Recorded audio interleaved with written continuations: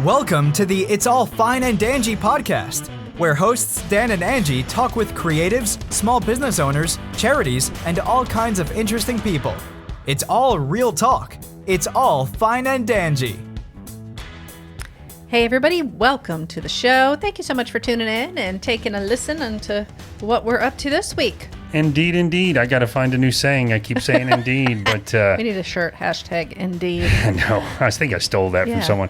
I did want to mention again real quick that we just kind of remind all of you that we've changed our format and that we are focusing really now on going to local businesses, visiting those local businesses, then coming back on the show and telling you about them. And then, you know, if we go to a local business where we really like it and we hit it off with the owner, then we'll have them on the show. It's kind of like vlogging or blogging via the podcast, though. Exactly. You know, yeah, I love it. We're doing the experiences, kind of, meeting people out at their businesses, and then coming back into the podcast studio and recording, what we thought and what our experience was. Yeah. And giving some kind of tips and, insider secrets, as you may say. So bear with us as we kind of make our way through this very new format. Yeah. And hey, guys, if you like listening to the show, if you enjoy tuning in each and every week and seeing what we're up to,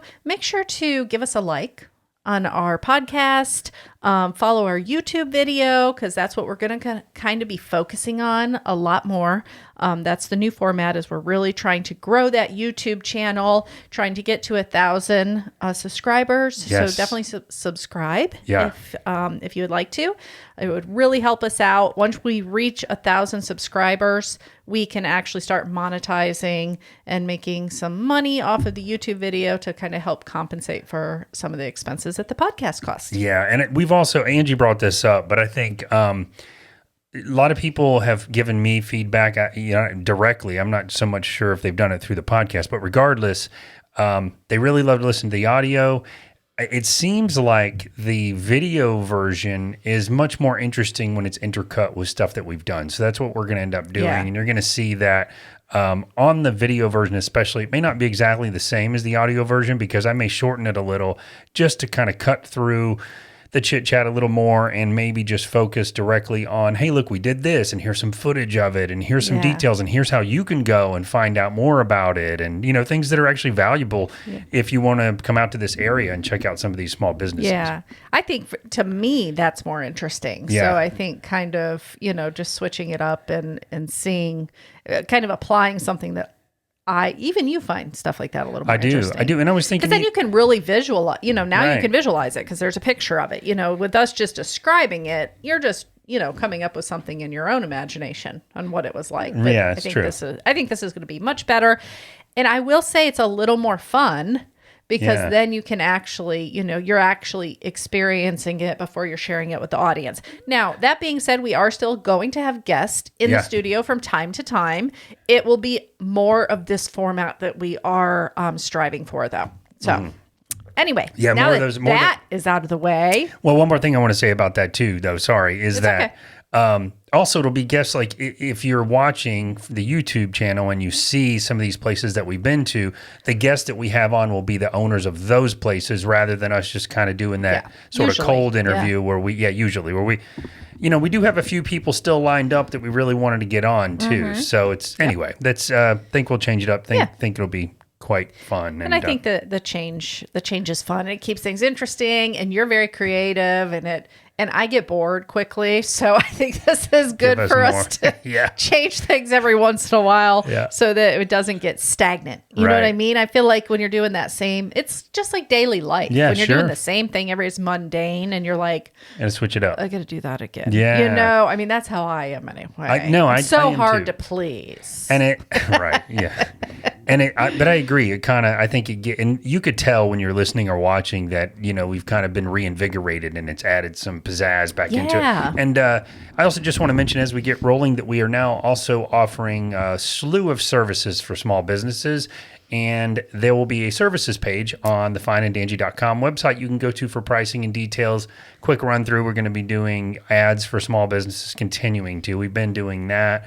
We're going to be doing Besides the ads, we're also going to be doing podcast studio space. If you'd like to rent the studio, I will do all the mixing. We have audio options, video options, and we create websites for small businesses, all at very affordable rates because we know small businesses have limited budgets normally. So just something to keep in mind. Check out our services page on fineanddanjee.com for more details. But we do these services for small businesses. You don't have to be a small business in the area for us to do those, but we do That's these a good point. really strictly for small businesses. We're not doing this for big business. So anyway, let's get on with it. That's right. So part of the fun part to me of this new format is I get to kind of like research the little local towns that we're going to check out and what businesses we want to kind of hit in that area while we're there. Yeah. We usually spend about 3 to 4 hours out and about, kind of exploring. And so the town that we visited this past weekend, I don't want to say weekend because whenever it was recorded, was, well, if you try to pronounce it like it's spelled, it's like Leicester. But it's actually Leicester is the actual. Oh, Leicester. That's how the locals say it. And, I had someone at the Ingles, a local grocery store chain, say, you guys should check out Leicester. And then they're telling me all about it, and I'm writing it down because we do that everywhere. Yeah, we want to check that town out too. And then they're like, well, people call it Leicester. And I'm like, oh my gosh, we've been there. I didn't realize that was the same town. Yeah. Yeah, I know. So I'm looking up that and just hearing from the locals, like, how do you say it? Well, this is how, the tourists say it, and this is how the locals say it. I'm like, okay, well, technically we're a local now, so let's say it the correct way. Which is Leicester, right? Yeah, that's the way Leicester. the locals say it. Yeah. It's about 20 minutes from Asheville, so not really a far drive, but when you're riding out there, there's just beautiful rolling hills and just these amazing views. Oh, so it is. It's so beautiful. It's a gorgeous ride out there. And I kind of looked up like some of the history of the town. I won't go too deep into that, but I think knowing a little bit about why the town, I like knowing why the town is named what it is. Basically, I'm always interested in that because usually it's like named after a person. Is it right? But it's not named after Leicester because that's not really the word, right? Well, the founder of the town was actually Lester Chapman. Oh, but you spell it like that word. Oh, so his name was Lester, not Yes. Leicester Chapman. Yes, and he was the postmaster from 1852 to 1856, and the town originally was called Turkey Creek. I see. And then it was switched over to I love both things about that because these little towns, they name after someone important or someone that really contributed to the community, but they also have the most charming little street names. Like as we're driving around, I'll be like, oh, look, it's Windy River Street. Look, it's Apple Orchard Way. It's all just very country. And so Turkey Creek named sounds, after the elements. Yeah. Yeah. I always wonder too, like Turkey Creek, was there a creek where there was a lot of turkeys? And that's where I don't know if there was turkeys, but yeah, I'm sure there's still the creek that runs through. I love it. I love when I see little creeks that run through like those little like farmland areas. Oh, I do too. That's the dream. That to is have the property dream. that has a creek on it. And we have been thumbing through listings and just kind of thinking about, all right, well, we're kind of, this is our dear friends Mike and Jen Fox. Hey guys, if you're listening or watching, but they like to talk about how they manifested their farm and hop yard by just really focusing on what they want. And I'm a firm believer, not to get all hippy dippy, that the more specific your vision is, the easier it is for the universe to sort of help you get that. So if you're like, I don't know really what I want, well, so we're really starting to fine tune this a little bit, and just sort of a side story. We have to get on the same page. So you got to get on the same page with your partner, so you got the same view, so it can come into alignment. Right, and we've kind of moved away from wanting to live in the mountain, looking down at the valley, and more live in the mountains with taller mountains all around us, with that sort of valley view, as they call it. Yeah. But with a creek that runs through it, and all these things are kind of starting to line up. And we thought we wanted to live way out where, maybe it's 45 minutes or more to get into civilization. But Angie's driving recently up in the mountains at night, and it's like, we're not doing that. Almost died. Yeah, not going to happen. Yeah. Gosh, that was a scary experience. Yeah, I know. It scared me. I was on the phone with you the whole time. So I tried doing Amazon Flex, but it was like a 5 to 8 shift. Yeah. And it was too dark for me. And I mean, Dan's following me on the map. I'm on these curvy, what do you call them? Switchbacks? It's called a switchback when a road goes back and forth and back and forth. Just so it does that because it's too steep. You can put the screenshot up that I sent you of the freaking road. Like spaghetti. I was up in the top of a mountain, guys. I'm talking drop-offs on the side. I don't see well at night. This was a dangerous situation. Yeah, no railing, not good. But just got to keep your cool. Yeah. Anyway, back to the small businesses that we visited. So while we were in Leicester, we went to a place called Grateful Roots Market in Deli. This is the coolest concept to me. Yeah, so I actually found out about them a while ago when we had posted on Asheville Foodies page, and people give me that list, and I have like this spreadsheet started of all these places, and they had actually commented, we would love for you guys to come out and check us out in Leicester. I'm going to get it right. I am going to get it right. And so they were on the list. So I'm like, they have a really cool story. So you actually talked to the owner for a little while. I love their story, how it kind of like worked itself out. I did. And I am so bad about this. I wish I could remember his name because he was so nice. And Angie's like, you didn't even write his name down? And I should have. I was just lost in the conversation. Yeah, the conversation is what makes it. Yeah, he was just telling me that they started out as a food truck and COVID hit and kind of ruined that. It was doing really well. And maybe I may have the story out of order. No, I do, because they started out as a food truck. Mm-hmm. Then this building came up for sale, and it's a little building in the middle of, that's not in a shopping center. It's like by itself. And they bought that and were making it into a deli based on the success of the food truck. And that's when COVID hit. Oh, wow. And it became like a challenge for them. But then they were featured on in a local newspaper, and they put up a billboard. And it's taken off. And what it is, it's basically it's almost like a tiny little grocery store, about the size of a 7-Eleven maybe, or a convenience store for those that I used a reference. It's like local little markets used to be back in the day. Like your local little market just has, kind of some of the basic groceries and necessities and stuff in there, as well as the deli. Yeah. And I just used a reference, I think, that's only from Florida, because I haven't seen one 7-Eleven up here. But I don't think there is just a convenience store, and just like that. And it was, but inside of it, it's made into like Anjee said, it's like an old school grocery store. It's a little market. It's a deli. It's mostly all local small business items that they have in there. They have local small business artists, crafts and things in there. Oh yeah, I love it. They have all Amish meats and Amish cheeses, and then they have like 3 or 4 random mismatched tables and chairs just sitting along one wall. And it's kind of like a little restaurant. And, oh, my God, the food was amazing. Yeah, and they do have outdoor seating, too. Yeah, they do. We chose to sit inside because we wanted, that kind of ambiance of being inside. And it was busy when we were in there. Oh, it was jammed. It's like a line. And we've kind of gotten into the rhythm of, instead of taking the dogs to every single solid thing we ever do, we have a break. One day of dog stuff and one day of not dog stuff. Yeah. So we finally get to sit inside to talk to other people, because usually we're outside with our dogs, so we can only talk to Wrangling them. If they're out there with dogs, right?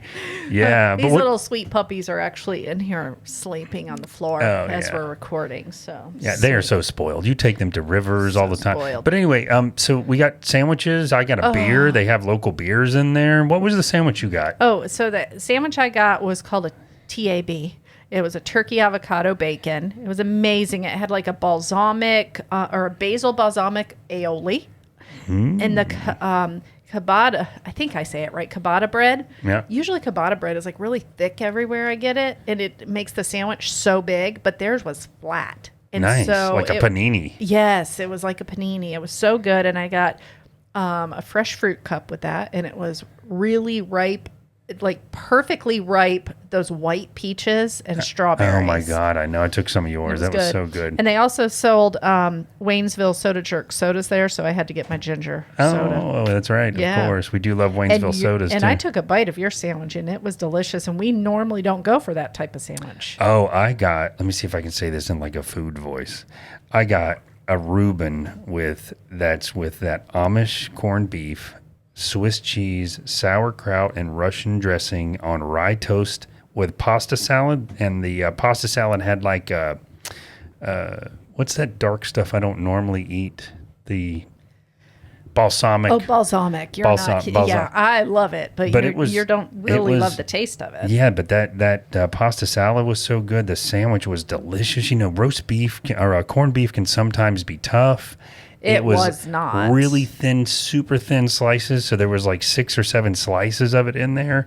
It was amazing. And then I had a local beer from Carolina Brewery. It was really cool to kind of support local, to have this. We will definitely, absolutely 100% be back, because it's one of the best Reuben sandwiches I have ever had in my life. And you know what I love too is the owner did say that the vacation rentals out there's a lot of vacation rentals, and a lot of people are coming in that are staying in those Airbnbs in the area. So that keeps them in business as well. Because we noticed they have like paper towels and toilet paper and all that. Yeah. And so I said, is there like those things you don't want to run all the way in town for? You can just grab right there. Exactly, because you thought maybe they had a campsite nearby, and that's what I was thinking. Yeah. And he said, you come out there on an Airbnb and you kind of want to be in the country. You don't want to go into town because you need toilet paper. So that's kind of a cool idea, because you can stay way out there, because it's way out there. It's not around anything else. Something else they had was like some fresh produce and stuff. Not a ton. It was just like a little, like you could tell it was just in season, like some cherry tomatoes and some peaches and some other items. But I checked out their website, and they actually have their own farm as well. And they supply organic produce to their store as well as local restaurants. So nice. How commendable is that? That's very nice. That's why the fruits and veggies were so good, I think, because it's like in season, local, and they're providing it themselves. So I thought that was cool too. So then I found a really beautiful vineyard out there, and we headed over to do that. Oh, that place was cool, man. I had no idea it was going to be quite so nice. Yeah, it's called Addison Farms Vineyard. Yeah. And they are on 55 acres, and they have about 6 acres of grapevines. Yeah, like the vineyards out there. Yeah. And I read on the website that their goal is to have at least 10 acres of grapevines. But it was so cool just kind of driving up there, right? Like they got people directing, where to park. But as soon as you pull up, there's like that old barn on the property. Oh, those beautiful old barns that look just so historic, and it looks just old, left the way it is, but I do love that they put their Addison Farm sign on it. Right on it. And I took a picture of that, so we'll put that picture up. But of course, that's like my eye gets drawn to the barns. Yeah. Look, if we could have some property with a barn on it, we can, that needs to be added to the list too. No That'd be doubt. Wonderful. This is us sort of condensing our thoughts again. But there was some sort of a tour going on, a studio tour going on. Yeah, there was something that the town was doing where it was like you buy this package and it takes you to different local places. Right, so which is why we saw cool. the studio sign there, which was pretty neat. But we didn't even know. They were pretty busy. They were slammed. We didn't even know they were the owners, but we spoke separately to Jeff and Diane, and they were out there working it. Like Jeff was in the tent out front. Diane was directing traffic. Yep. And it was just, the place is gorgeous. It is a hidden gem for sure. I don't know how hidden it is. I mean, we just found it.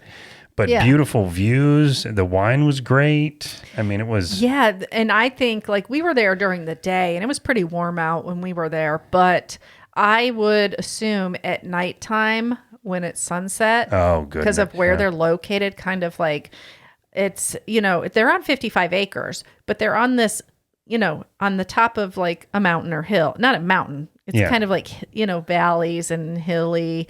And so they're on the top, but then it dips down where they have some of the vineyards. And then in the background, you can see more mountains. More mountains, yeah. So I just imagine at sunset, this place is gorgeous. So we have to go and do like a charcuterie or something. Oh, I would love it. When we don't have the dogs. But it is dog friendly, so we could bring the dogs there too. There's lots of little cute sitting areas. Outside. They have like covered seating outside, and they've taken like these old wine barrels and kind of decorated the place with it. It's very charming. They They do tours, they do tastings. We did not do the tasting or the tour because the tour I think we had to wait for, but especially it was so busy that day. Well, but plus, let's not. It was a little warm out. We weren't going to do a tour out outside. in the sun. So we made our way. They actually have a really nice indoor area. Yeah. So we went indoors and air conditioned, and they have a cool little bar set up in there, right?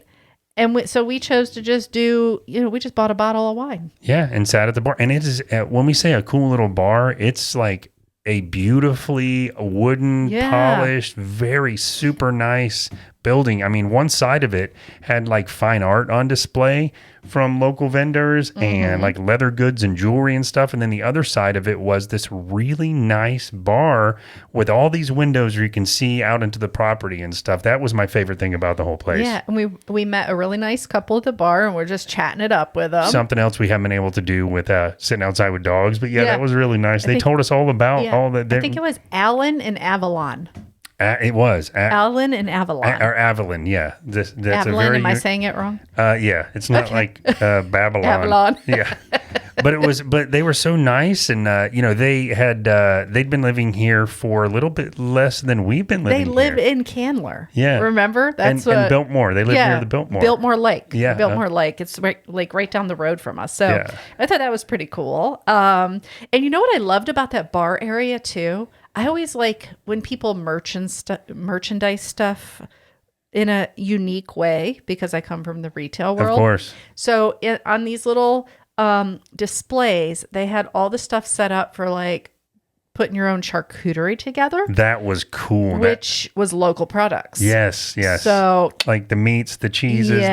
Pickle, olives. So I thought that was just very clever because that is a smart thing to do. You get your bottle of wine, you get your charcuterie stuff. It's a perfect match. And it really is. Over on the bar side, I don't know if these were made local. They might be, but they had these little individual charcuterie, the boards themselves. That hold your wine glass. Right. Anjee was showing me. They have like a weird sort of notch hole. So you can take a wine glass with a stem and put it in this. So you could walk around holding this board. Yep. And your wine would be hooked in and not fall over or whatever. It was a really, really neat idea. I think that's cool. And I did love that they had all the crafters and artists set up. I think that might have been part of the studio tour that was going on, but I'm sure that they probably have vendors and stuff set up in that area sometimes. Yeah, I'm sure they do too, but we are definitely going to go back there, visit with them. They've already emailed us since we came by and said, thank you guys for coming by. Please come by again when it's not like it's the tour thing going on and we can meet more intimately. So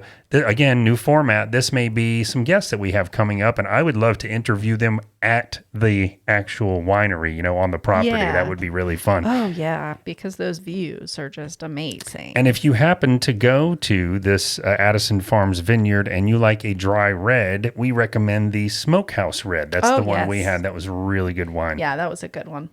Because they did have a lot of white wines, and we're not so much white wine drinkers. Yeah, so we just skipped the tasting. And let's go to what we like. Yeah, just give us the bottle. We've learned it's the same reason we don't get flights of beer anymore. It's like it's kind of a cool idea, but I'm not going to like 2/3 of them. So exactly. And so one of the things I have been wanting to do, I've seen them on Facebook. I found them on Facebook. Was the Worley Flower Farm. Yes, that was a really cool place Yeah. and very unassuming. In fact, let's be honest, we first pulled up, we were like, is there even flowers? Is there flowers here? I'm just going to turn around. And then I looked over on the other side and I'm like, oh, there's the flowers. Yeah. But what a great use of land, right? You have this big open like pasture area and just rows and rows and rows of different type of flowers. Yeah. And I'm sure different times of the year, different flowers grow. Yeah. So your experience can always be different. Sure. But it's you pick your own flower place. And I'll tell you, I'm a cool. stereotypical guy, I guess, when it comes to flower. I don't know anything about flowers. I order flowers for people. I like that one. Yeah, but so I'm going to be honest. When we pulled up, I'm like, you just go pick these? I mean, how is that going to look good when you've got?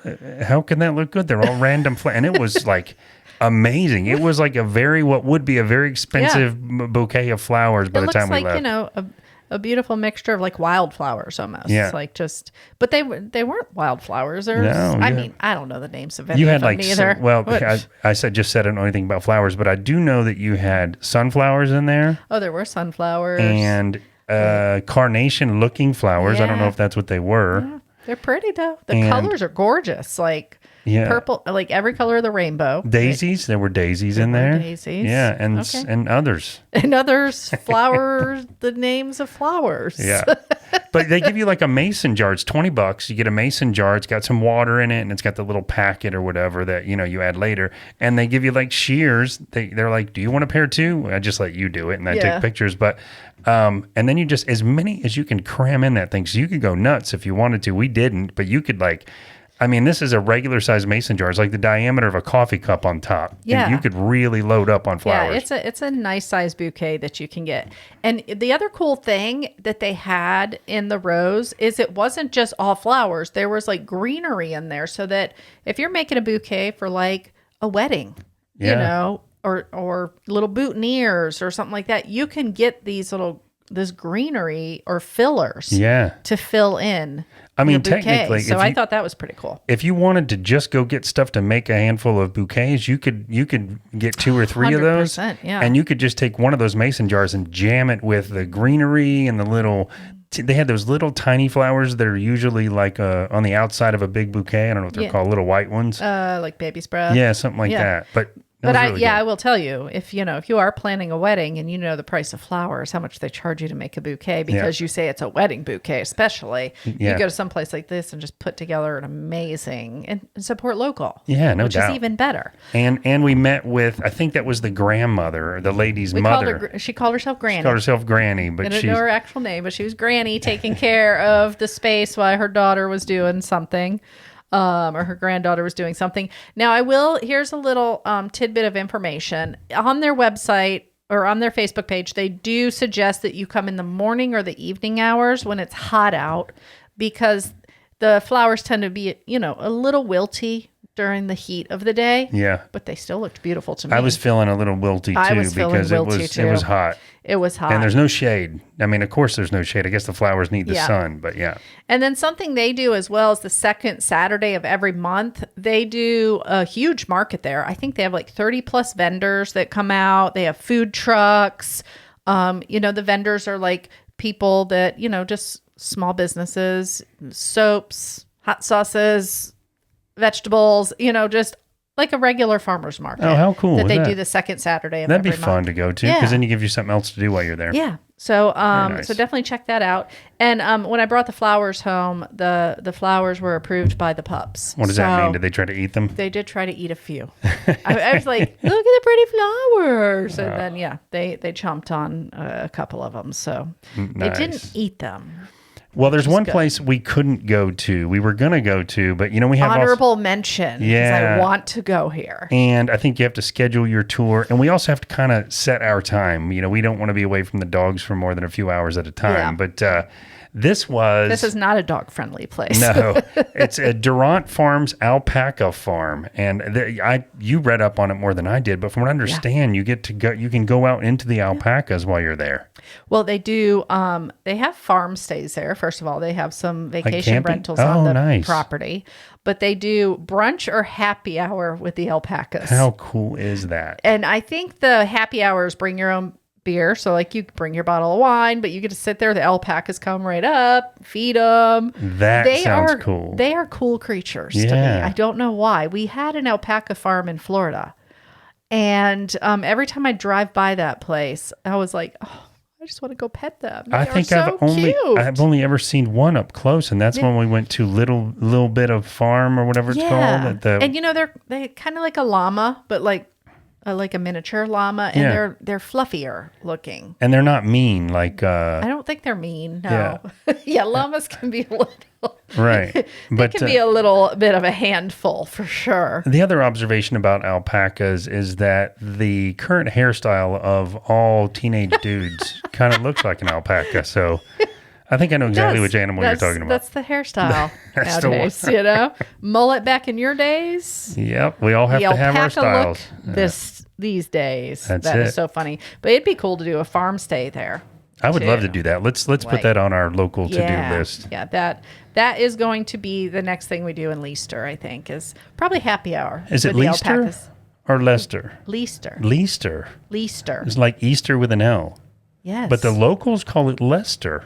Oh, wait, they do. Well, so we're going to get it right eventually.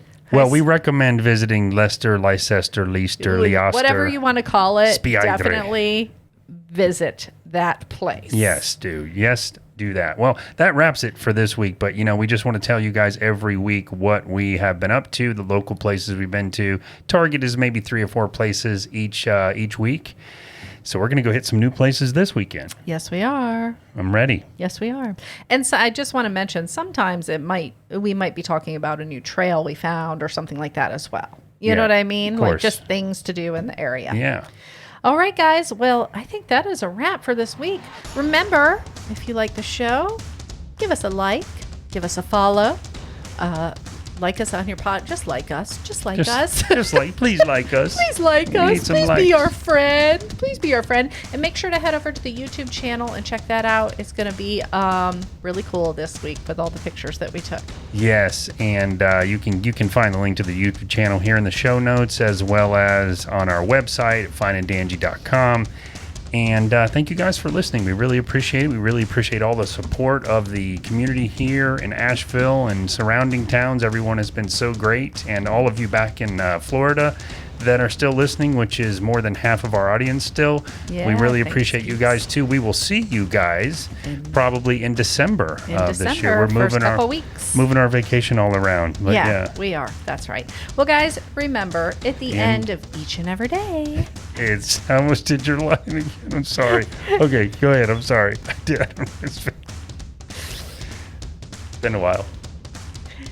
And remember, at the end of each and every day, it's all fine and dandy.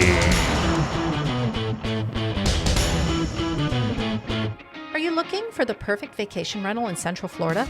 Look no further than the Lynwood Lounge. Nestled conveniently close to the attractions and just minutes away from beautiful state parks, our cozy home is the ultimate getaway spot. Spend your days exploring the wonders of nature with kayaking, tubing, and swimming, or discovering all that Central Florida has to offer.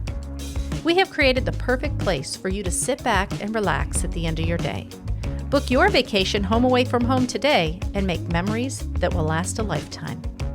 You can book your stay by clicking the Lynwood Lounge link in the show notes of this podcast episode.